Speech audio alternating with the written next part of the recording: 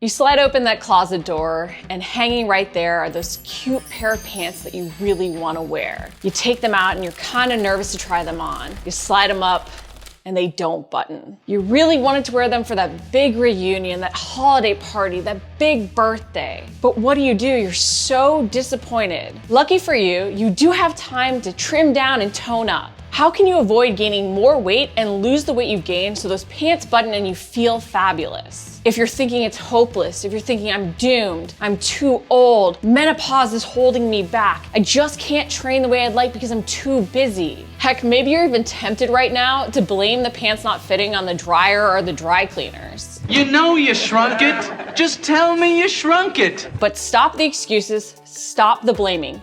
Control what you can control, because there are 5 strategies you can implement today to see the results you want and fit back into those pants. Sitting here right now watching this video, take out a pad of paper and a pen or open your phone notepad. Write down what you plan to eat today or even what you've already eaten. Write down even the workouts that you plan to do this week and what you're gonna do today. But really map out what your current lifestyle looks like. Because the best changes to see the weight loss and fat loss results that we want come from basing everything off of our current lifestyle. Too often we search for a perfect plan, the perfect macro ratio, the perfect workout. But really the best changes meet us where we're at currently. There is no perfect time to start. The best time is to start right now, making whatever changes we can. Now, making changes doesn't mean cutting out all the foods you love. It doesn't mean starting to train twice a day. It means really meeting yourself where you're at. Because the more dramatic the changes we make, often the less sustainable they actually are. And the smaller the change, the less willpower it actually takes to maintain. I know so many of us are all or nothing people, right? We want to do everything all at once, but we need to make sure that we're actually implementing small changes that are sustainable if we want to fit back into those pants. Think about a 15-minute walk today, or think about drinking a little bit more water, but make one small change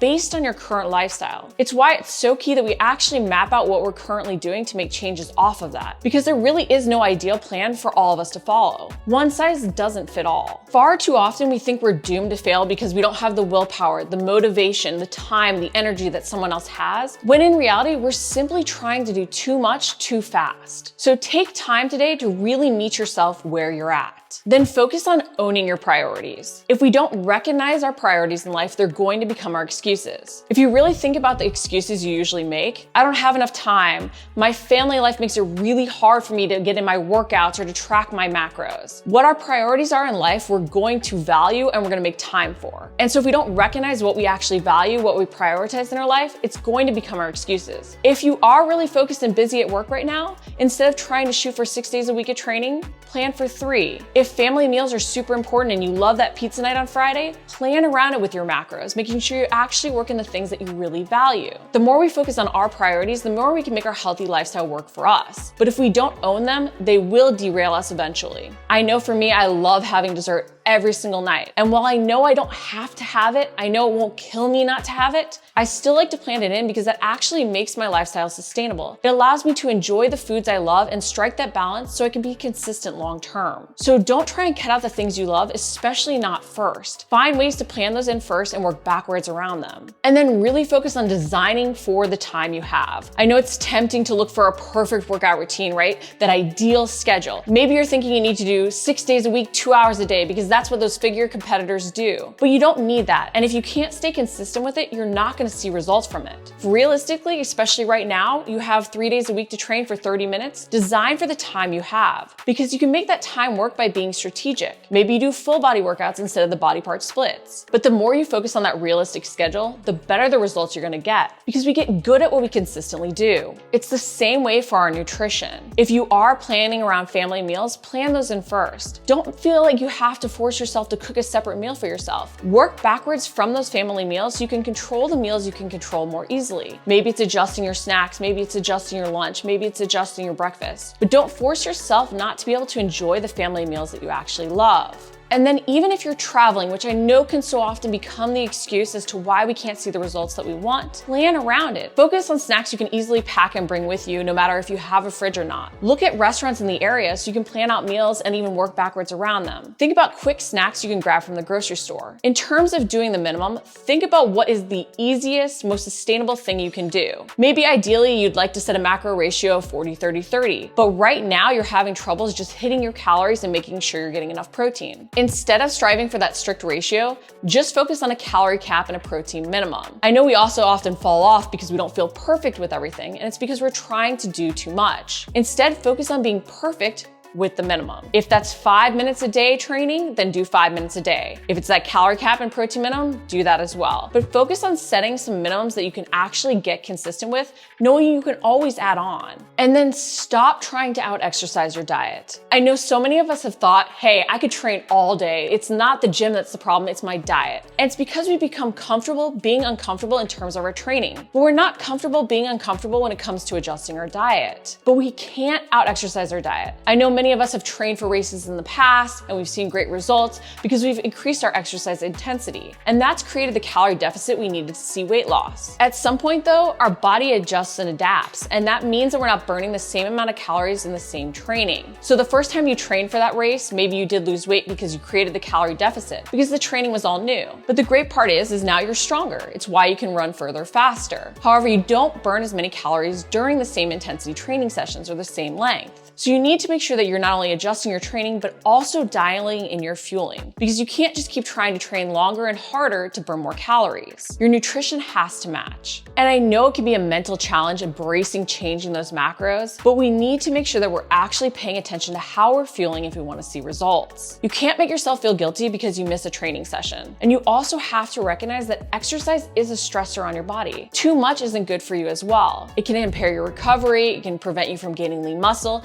and it can actually slow your weight loss progress. As tempting as it is to try and just train longer and harder to see weight loss results, this is ultimately often what holds us back from seeing the results that we want. Often too, we've been repeating the cycle of overtraining and even underfueling or not paying attention to our diet for far too long. And it's why that pair of pants have been hanging there for longer than we'd like to admit. We can't bear to throw them out knowing that there's a solution, but we can't keep repeating the same cycle. I know we don't want to cut out the chips or the cake, but why even start there with your nutrition? If you're struggling to make changes, make the easiest adjustment first. Work in the things you love. If you love that cake, if you love your chips, if you love your snack, plan around that. Changing your diet doesn't have to be this all or nothing thing. We can ease in so that it's not as uncomfortable to start. And that way we can get more comfortable being uncomfortable making those dietary changes. So if you want to fit back into that favorite pair of pants to rock at the reunion, the holiday party, or that big birthday, stop trying to train longer and harder. Start paying attention to how you're actually fueling. I even like to think, how can I add in before cutting out? Because I think a lot of times we end up turning to slashing our calories super low,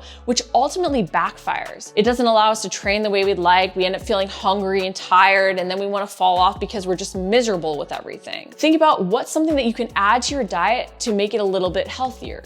A whole natural food maybe you can include. Maybe you can add more protein to help build that lean muscle. But focus on adding in over just cutting out. Too often we turn to restricting first or cutting something out, and that mindset really is a negative one which holds us back. So focus on adding in. How can you have that slice of pizza at that pizza night with the family, but also add in a salad? This can help you reduce your calorie intake, but still get the things that you love. So shift that mindset from one of cutting out to adding in. Especially when it comes to protein, this mindset of adding in can be so important. It can also help us build and retain lean muscle, especially as we get older. Because as we get older, we're less able to utilize protein as efficiently to build lean muscle. And this can impact our metabolic rate. So whether it's adding 1 more ounce of protein to a meal or swapping quinoa for rice, you can make little changes that really add up. Even consider adding protein powder to your oatmeal or to a smoothie. But think in terms of those little swaps, because they make all the difference while also helping you embrace the lifestyle changes to make them sustainable. Because we get good at what we consistently do. And if we want to see the weight loss results that we deserve, especially as we get older, we need to allow time to do its work. I keep focusing on small changes because I think so often we just want to do more out of a sense of getting more control. When more is not better. A lot of times more is actually what sabotages our consistency